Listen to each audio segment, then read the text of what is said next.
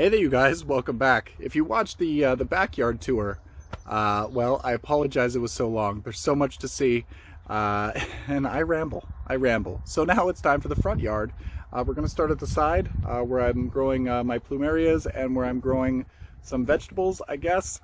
Yeah, and hopefully you enjoy. It's not going to be as long as the backyard, thank God, but it'll take some time. Anyway, let's get to it. Okay, so here is the stretch beside the house, the other side of the house. In the backyard tour, we went on the other side, but now we're on the field side. So this patch here, we've planted some pumpkins. I need to get out there and water those today and fertilize them today. Grew those from seed, so I'm hoping that the neighbor kids will come out and really enjoy watching pumpkins grow.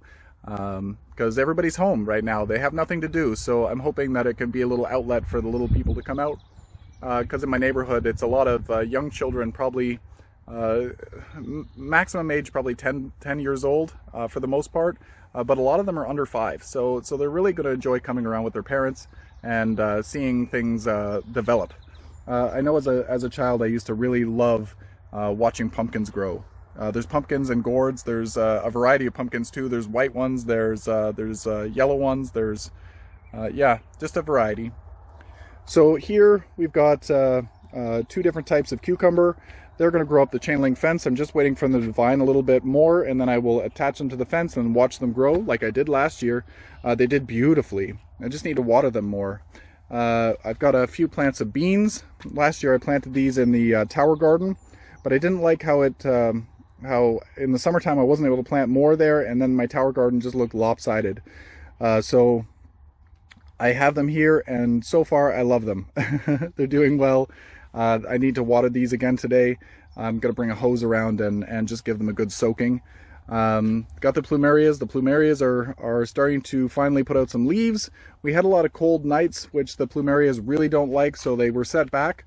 But now that summer's just about to start, they are going to really enjoy the warmer nighttime temperatures, and we'll notice a lot more leaves starting to be produced, and hopefully we see some flower production.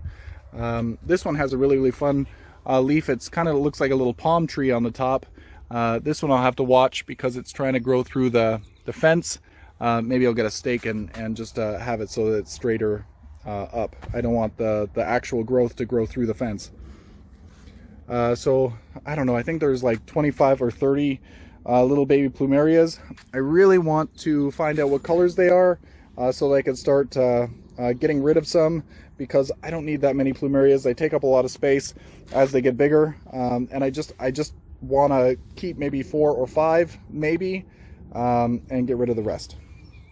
That's what happens when you grow them from seed. You don't really know what you're going to get. These are my dahlias that I started from roots out here. I stored the roots last fall, and they're growing again. I thought that maybe with those intense frosts all week, I thought that maybe they might have been toast, but they're growing. They're looking really nice. This year I planted everything against the fence, because last year I had them against the house and everything grew out towards the sun. This gets full afternoon sun, and it was growing out, so I couldn't even walk along the fence. It was just crazy. And then I've got my my gladiolas that I grew here last year. I replanted those. They're looking super, growing quite nicely. And then some more dill. I have some dill in the backyard. I have some here. I'm hoping that it self-seeds here, because I don't want it to self-seed anymore in the backyard. I want to keep that a little bit more clean. So back here at the side, it can do whatever it wants. I got some garlic. It's doing beautifully. We've got some garlic scapes. Many people like to eat the garlic scapes. I don't know that I will, but I think I'll probably have to cut them off anyway. Maybe give them to a neighbor that might like them. Just because I want them to focus on the bulb production rather than seed production. And I've got some snow peas. I'm super excited to see that they're starting to finally climb the fence. And I can't wait to actually eat some peas from there. I'll probably have to go on the other side of the fence to pick them off, but when they actually start developing, they're going to be nice. I've got the water barrel. Water barrels are perfect for this side because it's really hard to get a hose over here all the time. It's water in a pinch, but we haven't had water in a little while, so it doesn't take long to use up the water supply. We have some more peas. I've got some tomatoes growing here. I think I might have to put some manure or something around the base of them to raise the soil level up, give them a little bit more nutrients. They're looking a little bit thin, but as it's hard to see, there they are. They've got some blooms started. I don't see any little tomato production. Oh, I've got some tomatoes on this one. This one is called pink cherry tomato. And I don't know whether it's going to come up. Do you see the little tomatoes? Yeah, you can see them. And then here I've got a mix of gourds. They're all different. These small ones, I believe I started from seed straight in the springtime. And then I've got a few of the bigger ones. I believe that those ones were ones that I started in the house, the bigger ones. And off to this side I have some Diplodania and some Mandevilla. The Mandevilla were the ones that were in the basement. I cut them all the way back, and now they're just starting to put out some new leaves. So soon they're going to start stretching and vining, and they're going to start growing up the trellis. We actually use this as a little bit of a wind break when we're sitting on the porch. And it does work. Let me get out here. We've got some buds on this lily. I think it's a Lilium longifolium. I can't remember what variety. I think it's the purple one, but I don't see a tag. So Purple Perfection or something. So let's get out here. So this is the front yard. Little pan across. Things are looking pretty nice. So we'll go through and we'll check it out. At the end, we'll go and check out the pumpkin pile. So the gourds, I wanted them to grow and then climb up the fence, and I wanted to have hopefully a variety of colors and shapes growing. And again, the kids will like that, especially when they're over at the pumpkin patch. They'll see these things growing. It'll be fun. So I got, this is a chrysanthemum that grew back year after year. It's just a regular fall mum. It's got a beautiful pink flower, so I didn't want to rip it out, and it grows back. So I hope I can divide it soon, because I want to have it in a few more places. And then we have boxwood, and the dogwood is actually doing really, really beautifully this year, considering how terrible it was doing last year. We need to get out here and water it more frequently. It had scorched last year, and that didn't help it. It really put it back, and it put it into flower mode last fall. And I'm actually surprised to see some blooms on it now, because the blooms that were supposed to open this spring opened last fall. So it is what it is. But the plant itself is looking pretty good, considering. And I've got some little baby sunflowers that we planted from seeds. Those are a dwarf sunflower. You'll see all the weeds. Please forgive me for the weeds. I will get out here and weed a little bit later today, I'm hoping. And some turtle head. The turtle head has seen better days. It got a lot of frost damage because it was starting to grow before we had that cold spell. And yeah, all the leaves are a little bit disfigured. Hopefully a little bit of fertilizer will help resolve that problem. This year the cranesbill, the perennial geranium, is doing beautifully. Last year it was really patchy, and I was going to dig it out, and I might keep it. I might keep it now. It's amazing year after year what changes in a garden. We've got some balloon flower, daffodils. I just cut the leaves back because they were getting really rude. I'm going to do that with this one because these leaves are looking really rude. I'm just going to cut them back to about 6 or 7 inches and then let them die back the rest of the way. But I really don't want to look at that. They could stay that way for months. The Dutch iris are looking really nice. Looks like I'm getting another bloom coming through. As you can see, we got some buds right here.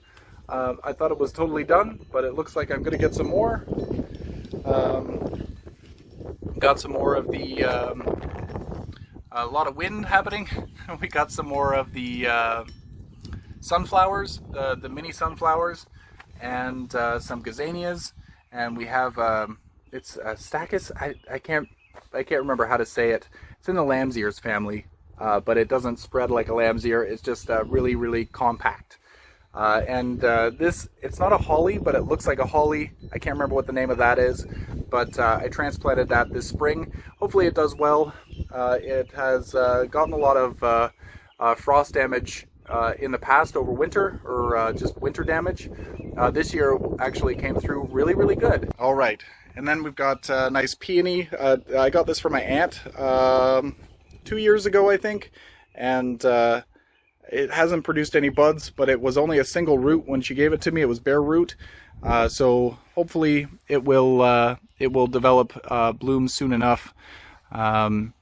I've got this creeping sedum that really is a strong one. It came as a hitchhiker when my hosses were being looked after by my friend Ilona. It came from her garden. I wasn't expecting it, and it's beautiful. So I threw a bunch out, but this one was remaining. It was in amongst other plants. I gave it its own little home, so I'm going to maintain this little clump the way that it is, because it's really a beautiful plant. Another boxwood back behind here. I'm waiting for these to size up a little bit more, and then I'll start trimming them. I might give it a trim later this summer just to cut back some of the really long bits, but I'm not going to give it a good mowing down until it gets to about the size I want it to be. And this is the pink hibiscus, the perennial hibiscus. It really has weak stems. The wind has been blowing it down. I put a support in there, like a peony ring, to try to hold it up, because it's very frustrating that it snaps so easily. It's probably because the flower is so beautiful that it's so delicate. It breaks really easily. Got some painted daisies. I'm going to cut those back and probably move those to the backyard today, so that we can put some mulch in this garden this weekend. I really want to mulch this up to give a little bit more of a moisture retention, especially for the dogwood. Got some more painted, Dutch iris and Hanoki false cypress. Not looking the greatest, but hopefully it starts to develop new growth that looks a little nicer. The spirea, it's a yellow spirea. It's looking really, really nice. So with this spirea, I'm going to be pruning it back. Once the flowers are finished, I'm going to give it a good prune so that it's a little bit smaller and a much denser bush.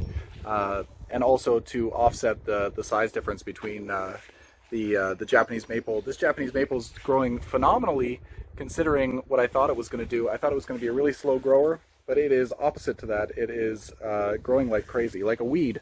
It's amazing how some plants are doing so well and some plants are struggling.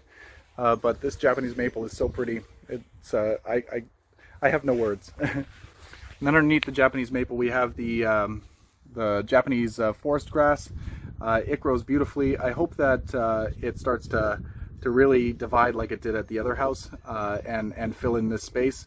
It looks really, really nice. It's like a big tuft of different levels and layers. Super excited to see how that does. And these pansies are doing so beautifully. I just pruned off some of the dying blooms, but as you can see, they're there and back there. They're just looking really pretty. Got a yellow one here. And if you keep deadheading them, they really do reward you with a lot more growth and blooms. And we've got the campanulas. They're starting to produce their flowers. Like I said in the backyard video, once they start to flower, they start late spring and they kind of go all the way till frost. They have like a little bit of a rest period where you kind of trim them back, and then they start to come back full force.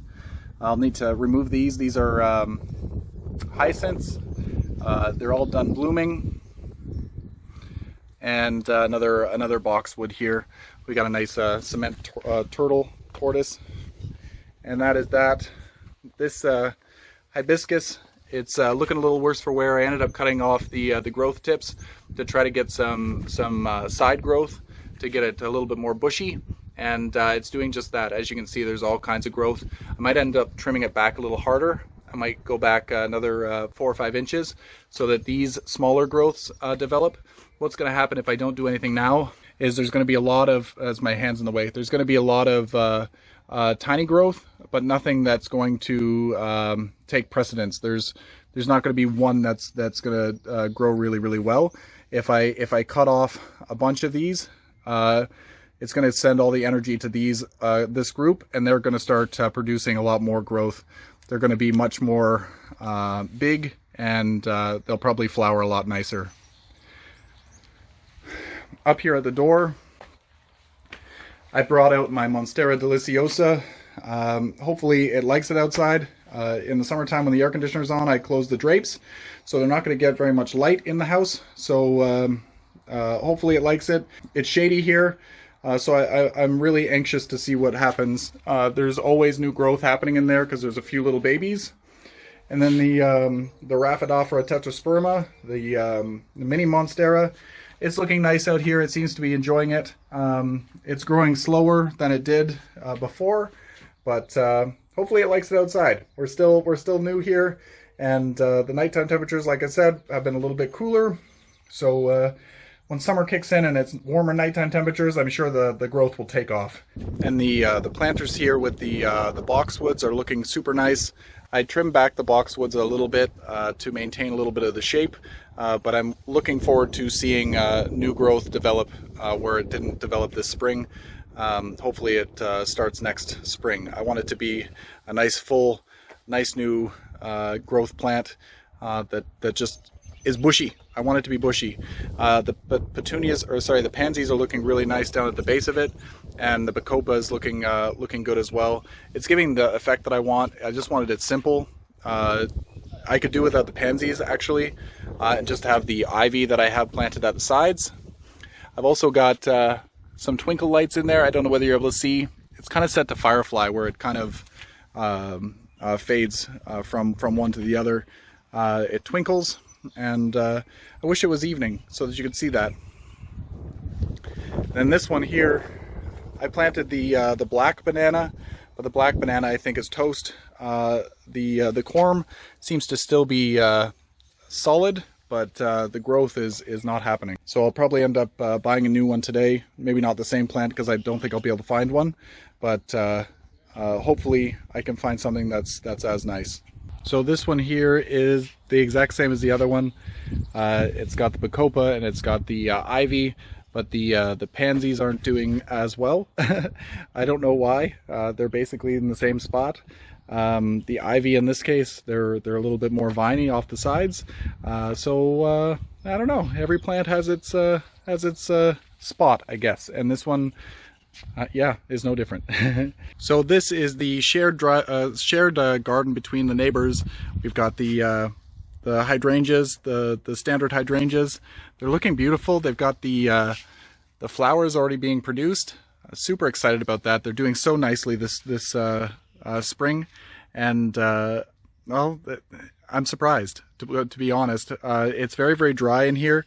It's very sandy soil. I need to add some more peat moss or something in there to hold some moisture, maybe some manure or something. We'll work it in over time, just to hold some moisture. At the end, it's very sandy. It dries out very, very quickly, so we need to water very, very often. That hydrangea actually crisped up. We thought it was dead last summer, but it came back. It came back nicely. So in this garden we have some verbena. There wasn't a lot of choice this spring for flats of annuals like there normally is in the cell packs. So I ended up getting the purple and pink and trying to do an alternating scheme. And then I have the dwarf sunflowers. They should get to be about 2 feet tall, I think. And they're going to be pretty. I think that the yellow of the sunflower is going to contrast with the purple and pink of the verbena quite nicely. Then we have this grass. It's like a small version of the zebra grass. It has the stripe like you're familiar with zebra grass, except this one's called bandwidth, and I think the max height is about 3 feet. I don't think, well, it didn't flower last fall, but I hope that it flowers this fall. But yeah, even if it doesn't flower, it's such a pretty grass. And then we also have a peony here. I'm disappointed that this one didn't bloom this year. It didn't get a bud at all. I might have to put it in a shadier spot, but maybe as the hydrangeas grow, it might shade it out a little bit to allow it to get the amount of sun that it needs, rather than too much sun. But we'll see. It's only the first spring that I've had it. I bought it last summer, so we'll see what happens. And then on both ends we have the elephant ears. These are the Colocasia esculenta Jack's Giant. Last year they were in the backyard and they did beautifully. It got really, really big. I think I got leaves that were at least 2 feet long, and the plant itself was about 4.5 feet tall. So I'm hoping that we get more of the same this season, but we'll see. So that's this garden. Let's go check out the pumpkin patch. So this is the pumpkin patch. Put a little sign there so that people know who sprouted it, and just so that people know not to take soil from the dirt pile, because as you can see, people have been taking from it over the past couple of years. They've kind of stopped, so that's why we opted to plant it up.